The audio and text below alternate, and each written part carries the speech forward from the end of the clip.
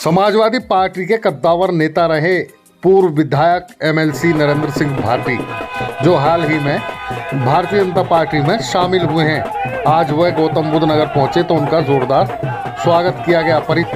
जेवर से लेकर परी चौक गौतम बुद्ध नगर में कई जगह उनका जोरदार स्वागत किया गया। इस मौके पर नरेंद्र सिंह भाटी जी ने कहा कि पार्टी जो उन्हें आदेश देगी वह काम करेंगे। उन्होंने कहा कि 2022 में पूर्ण बहुमत से भारतीय जनता पार्टी की सरकार बनेगी।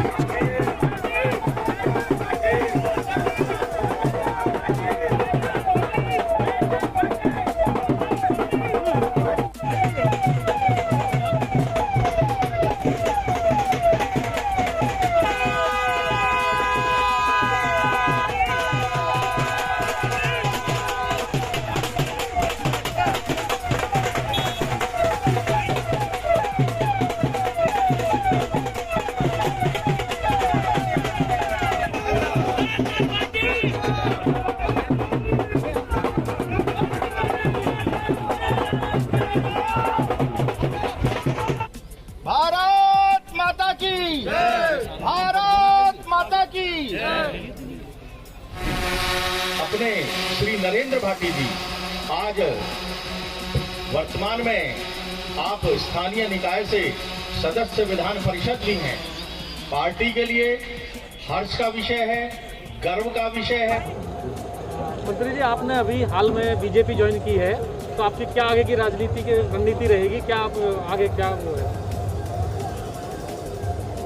राजनीति तो कोई मैं नया तो हूँ नहीं, मैं ये 46 साल हो गए राजनीतिक जीवन में, और राजनीति में मैंने 11 चुनाव में करीब लड़ चुका। अब आगे भी मैं फील्ड का व्यक्ति हूँ। अब जो पार्टी का निर्देश होगा वो आगे काम किया जाएगा। बाकी मेरा जो काम है, मेरा फील्ड का काम है, वो ये पार्टी को मजबूती देनी, ये मेरा मुख्य कर्तव्य। आने वाले चुनाव में 22 में कैसे बीजेपी की सरकार बने, सारे लोग जीत के लखनऊ पहुंचे, ये मेरा काम रहेगा। समाजवादी पार्टी के आप बहुत बड़े दिग्गज नेता रहे हैं, इस क्षेत्र के सबसे बड़े नेता रहे हैं। ऐसे में चुनाव से ठीक पहले समाजवादी पार्टी को बहुत बड़ा झटके के रूप में आपने बीजेपी ज्वाइन की है। इसका क्या कोई महत्वपूर्ण कारण रहा या क्या स्थिति रही जिसमें आपको ऐसा फैसला लेना पड़ा? कारण तो कुछ ना कुछ रहा ही होगा। कारण तो रहते हैं, लेकिन ऐसा कोई विशेष ऐसा कारण नहीं था कि मुझे कोई बहुत आपत्ति हो रही थी। और मैं जो है ये पिछले 2 वर्षों से पूरा देश नहीं, पूरी दुनिया संकट में, और इस संकट के दौर में जहाँ किसान, मजदूर, छात्र, नौजवान सब घर बैठ गए, इस दौर में नेताओं का कुछ कर्तव्य बनता है।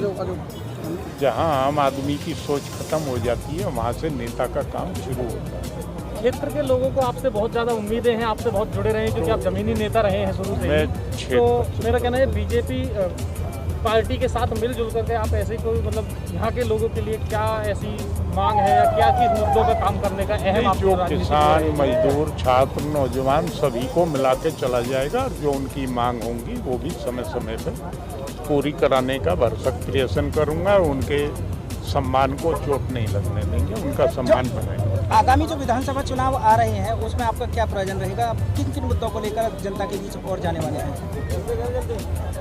देखिए, मुद्दे तो यहाँ पे किसी पार्टी के पास नहीं है।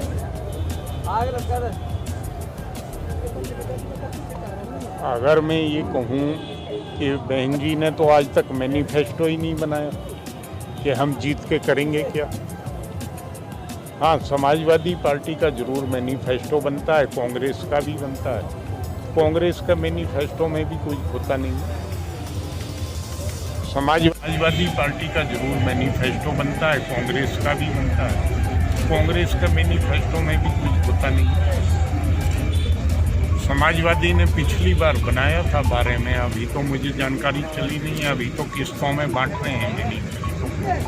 जहाँ माननीय अखिलेश जी जाते हैं वहाँ 1-2 बात के देते हैं, तो अब उसे मैनिफेस्टो का हिस्सा माना जाए कि अभी वो खाली चुनावी बातचीत है। ये तो जब मैनिफेस्टो आएगा जब, लेकिन भारतीय जनता पार्टी के पास बहुत सारे मुद्दे हैं। कोई भी क्षेत्र, कोई भी समाज भारतीय जनता पार्टी के शासन में, माननीय मोदी जी के, माननीय योगी जी के शासन में कोई भी उपेक्षित नहीं है। और सबसे बड़ी बात है जिससे मैं भी प्रभावित हूँ कि इसमें कोई जात पात का भेदभाव, अगर राशन है तो वो सबको है, हिंदू, मुसलमान, सिख, ईसाई, जिसे ज़रूरत है सब ले, और जो चीज़ें हैं वो सबके लिए। अगर 6,000 रुपये तो वो सबके लिए। किसान हिंदू है, मुस्लिम है, सिख है, ईसाई है, सबके खाते में पैसा आ जाता है। ना कोई पटवारी की ज़रूरत है, ना अमीन की ज़रूरत है, ना प्रधान की ज़रूरत है, ना सरपंच की ज़रूरत है। हर आदमी सुकून में है। वरना एक गरीब आदमी 50 रुपये की पेंशन को भी 6-6 महीने प्रधान जी के पीछे, पटवारी के पीछे घूमता था, तहसीलदार के पीछे, और वो भी आधी चौथाई हो गई। तो इसमें भ्रष्टाचार कम हुआ है और हर आदमी को खाते में सीधा लेन देन गवर्नमेंट से हर व्यक्ति करना है। राशन की एक ही पॉलिसी है, सबको मिल रहा है, कोई भेदभाव नहीं है। तो इसलिए ये अच्छी नीतियां हैं, इनका प्रभाव जनता पे जा रहा है और 22 में माननीय योगी जी सरकार बनाएगी, ऐसा मेरा मानना है। अब आपके द्वारा बीजेपी में जो पश्चिमी उत्तर प्रदेश को किस उस पर देखा जाएगा, किस एंगल पर आप देखेंगे? आप अब देखो, प्रोग्राम बनाएंगे, आपको पता चलती रहेगी। आज ही